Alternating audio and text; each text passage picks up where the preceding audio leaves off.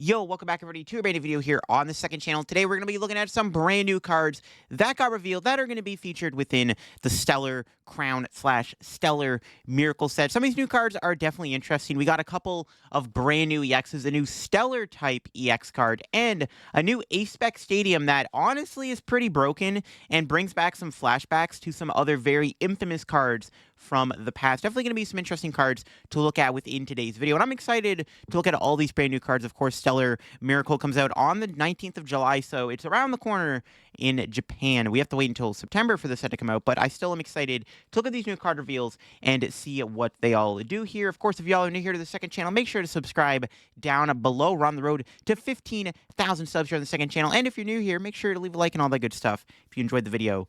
And I'll leave a link to Poke Beach down below if you want to go check out any of these cards for yourself. So, starting these off here, we do have the brand new Orthworm EX. This is one of the brand new EXs that did get revealed the other day, not last night, but the other day. And it's honestly an interesting card. Orthworm definitely has had some very unique cards in the past, and the EX here is no different. It's got the ability Power Return. When this Pokemon is damaged by an attack from your opponent's Pokemon, put 2 damage counters on the attacking Pokemon for each metal energy attached to this Pokemon.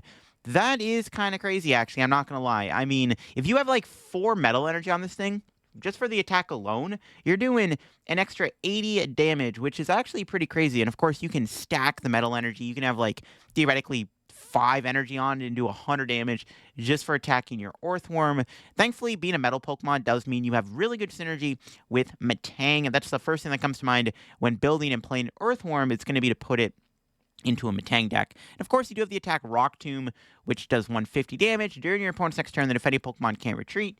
Nothing too crazy, but keep in mind, you do have that ability to also carry you. I mean, if this thing is attacked by like a low HP Pokemon, it's just immediately going to get knocked out if you have like 4 metal energy on it. So really cool ability. You can play this with Bravery Charm to give it a lot more HP, to make it a little bit more bulkier, to make it even scarier to knock out.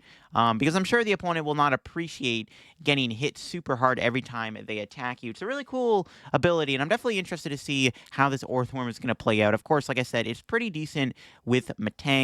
It is a basic also, so it's not really that complicated to get into play. You just bench it, load it up with metal energy, and start swinging, and your opponent gets punished for attacking you. So there's definitely a lot of really cool things you can do with Orthworm here. Definitely a really cool EX card, and going to be a fun one for sure. All right, here we go with the brand new reveals that got revealed last night, and there were quite a few of them that actually got revealed. Again, we got a brand new EX. We have a Galvantula EX, which is going to be a new terrestrial. We have the Dashbun EX, and of course, a brand new Stadium, like I said, that's pretty darn broken. So we did get a new Joltik here, battery charge, search check for 2 basic grass and 2 basic lightning attaching your Pokemon in any way you like. It's actually a pretty strong attack. I mean, that's what, accelerating potentially 4 energy into play at once. That's actually really good. So Joltik honestly isn't a bad card at all. That low key could like power up even like Iron Hands, which is kind of crazy. That's kind of funny, but it all goes with the Galvantula EX, which of course is going to be another new Stellar-type Terra Pokemon, much like the Terapagos we looked at earlier. This does have a Lightning type, technically.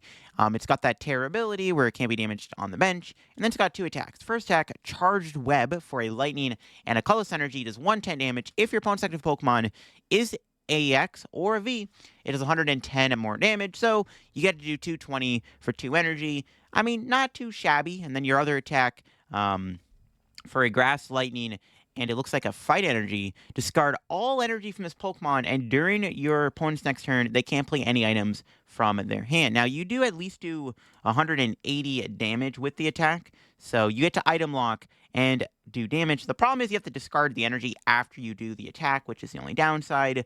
I would argue that the first attack is a little bit better. The item lock attack is a little bit too costly because, like I said, discarding all the energy isn't fantastic. Grass, Lightning, and Fighting, I mean, the energy cost is a little awkward too. Even though you can use Joltik to put energy in play, you could theoretically play this with other energy acceleration cards like Mirage Gate. I don't think the item lock attack is like insane. The first attack might be better because at least you're doing some damage. And you can knock out basic EX Pokemon and basic V Pokemon with that Charged Web attack. This card did get leaked a while back, so the leak did end up being true, which is interesting. And yeah, unfortunately, the Galvantula overall, it's just kind of, it's okay. Nothing too crazy, but I mean, it's not bad. The Joltik, honestly, might be more interesting than the Galvantula itself, which is pretty funny. There is another new single prize Galvantula coming out in, I think, Shrouded Fables. So, I don't know. Maybe there will be some synergy because we got two different Galvantulas coming out. So, maybe there could be something there. Who knows? But yeah, overall, Galvantula's like, it's fine. Next up, we do have the brand new Dashbun EX. Now, this card is actually really interesting. It's very similar to an old Prime Pokemon, Lacy Prime. So it's got the ability Full Meal Time. Once you're in turn, when you play this card from your hand to evolve one of your Pokemon, you may heal all damage from each of your evolution Pokemon. If you do, you have to discard all energy from each Pokemon that you healed within this way. And then its attack for 2 colorless energy does 130 and then confuses your opponent's active Pokemon. So not a bad ability. I think that's going to be the main thing you want to use when playing this card is to try to utilize the ability. So yeah, getting to heal all of your Pokemon is honestly really, really cool. It only heals all your evolution Pokemon. But like I said, healing all your evolutions is pretty strong, especially if you're playing like tanky EX Pokemon like Pidgeot, Charizard. You can really make it harder for the opponent to knock those things out. The problem is you do have to get rid of all the energy attached to them. And that's kind of the downside of this card is when you use the ability, you have to discard all the energy. Now, like I said, this is a very similar card to an old Lacy Prime we used to have back in the day. And Lacy Prime actually did see quite a bit of play back in the day. So that card was decent. Wasn't insane, but it did see some play. It actually did see play within Ross Cawthon's The Truth deck. That was like the main highlight, I think, for Lacy Prime. So we'll see if this card ends up being good. Again, having to discard the energy means you're going to have to find a way to accelerate the energy back onto the Pokemon in order to get a lot more value out of this card. But this card definitely isn't terrible whatsoever. And at least your attack isn't bad. It does require 2 colorless energy, so you could theoretically use the attack in any deck. And I don't know, Confusion's like okay. So not the worst card ever. You can't like reuse it as easily. I guess you could Turo it. You can like Turo it, try to get more value out of it later on in the game, I guess, which does make it a little bit stronger too. We do have a brand new supporter card here. We have Lacy, which of course does have the effect, shuffle your hand into your deck and then draw 4 cards. If your opponent has 3 or fewer prizes remaining, you can actually draw cards until you have 8 instead. This is actually a really cool card, so I kind of like it. Now, I've always liked cards that let you shuffle your hand in your deck and then redraw. Mainly, I've been a huge advocate of cards like Professor Oak's New Theory and Cynthia, which allowed you to just shuffle your hand into your deck and draw 6 cards. I always like those type of cards. I think they're healthy.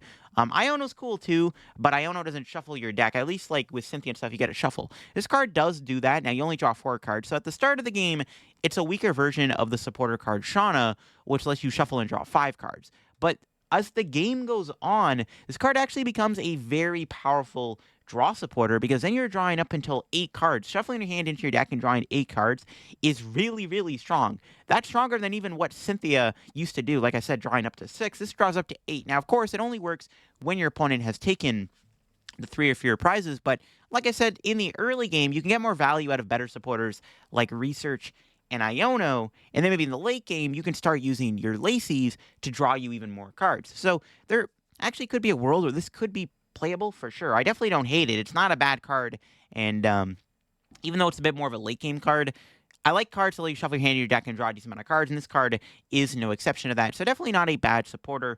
I'm not sure we'll see a lot of play, but like I said, in the late game, it actually ends up being one of the strongest supporters, or one of the strongest draw supporters in general, which is cool. Now, here is where things get wild. The new ACE SPEC Stadium. Pokemon are going off the rails with these ACE SPEC cards. For starters, this doesn't even look like a Pokemon card. This like looks like a Yu-Gi-Oh! Or a Magic card. I just wanted to point that out. But yes, we have the Great Tree ACE SPEC Stadium card. We got ourselves an ACE SPEC Stadium once again, and this card is pretty ridiculous. It's very similar to an old Broken Time Space and an old Forest of Giant Plants Stadium card. And keep in mind, Forest of Giant Plants ended up getting banned, and this card does have a similar effect. So once during each player's turn, that player may search their deck for a Stage 1 Pokemon that evolves from one of their basic Pokemon and put it onto that Pokemon to evolve it.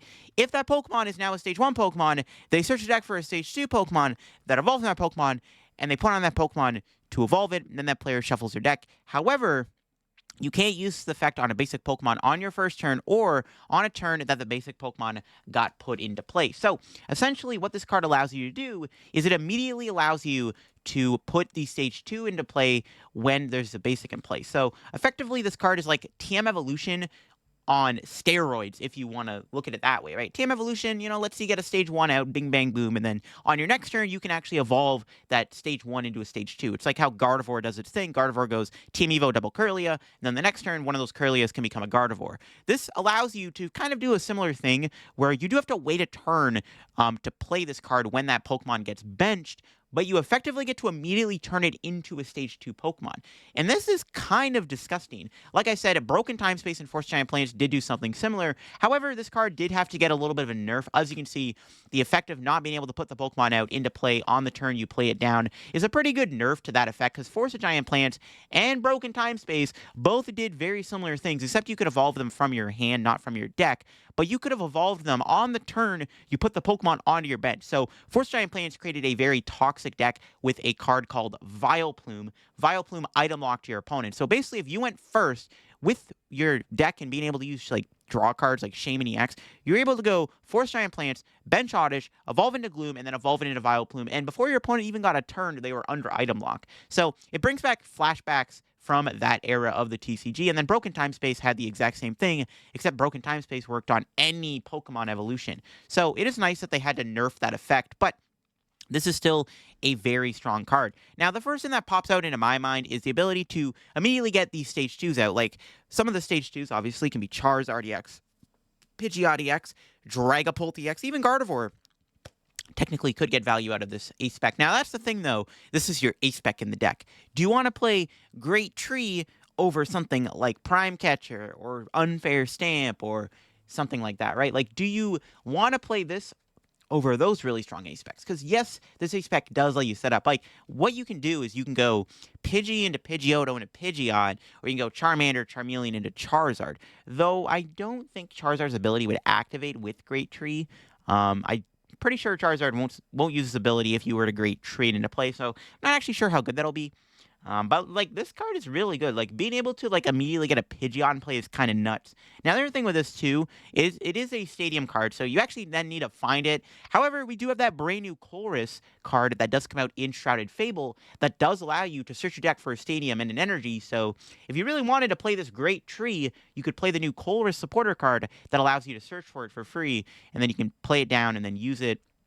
Obviously, Stadium Wars are a thing. If you're playing against a deck like with Jamie Towers, Temple of Sinnoh, Lost City, whatever, then yeah, the Stadium's a bit weak, and your opponent also gets to use it. Keep that in mind. Well, you do get to use the effect of Great Tree, so does your opponent. In fact, if your opponent gets a turn before you and you play this card down early enough, then your opponent can actually take advantage of it before you do. So keep in mind, it is a double-edged sword. Your opponent also gets to use it. So if you're in a matchup like a Charizard matchup or any like evolving deck matchup, for example, your opponent will get value out of this card. But honestly, it's a really good card. Being able to like immediately get a Stage 2 out is really cool. And honestly, there's a lot of really cool niche Stage 2 Pokemon that do exist in the format that actually could get a lot of value out of using Great Tree. A lot of weird Stage 2 Pokemon do exist that would really like this. Even like cards like Gengar, to name a few. Like, I don't know, there's definitely Stage 2s out there that, like, you usually wouldn't play them, or you'd play them as, like, a 1/1 line in your deck, but now all of a sudden they're feasible because you can immediately put them into play with Great Tree. You would have to wait a turn, but that's fine, usually. You could even use this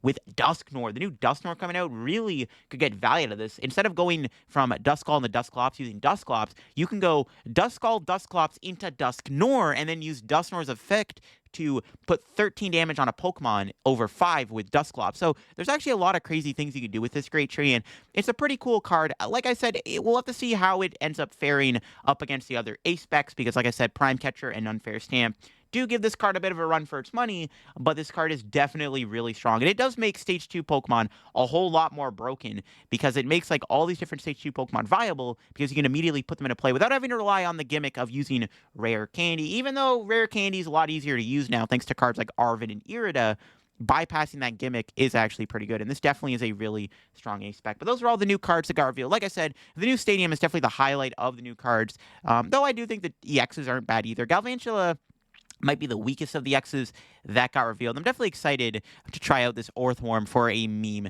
Definitely a really funny card with that ability. But I hope you all enjoyed today's video here on the second channel. If you did, leave a like. If you're new to the channel, like I said, subscribe down below. We're on the road to 15,000 subscribers. And let me know what you think of these new cards down in the comments below. What do you think of the Great Tree card? Do you think Great Tree is good for the game, bad for the game? Do you think it's even going to see any play whatsoever against all the other Ace Specs? Let me know down below, and I'll see you on another video. Bye-bye.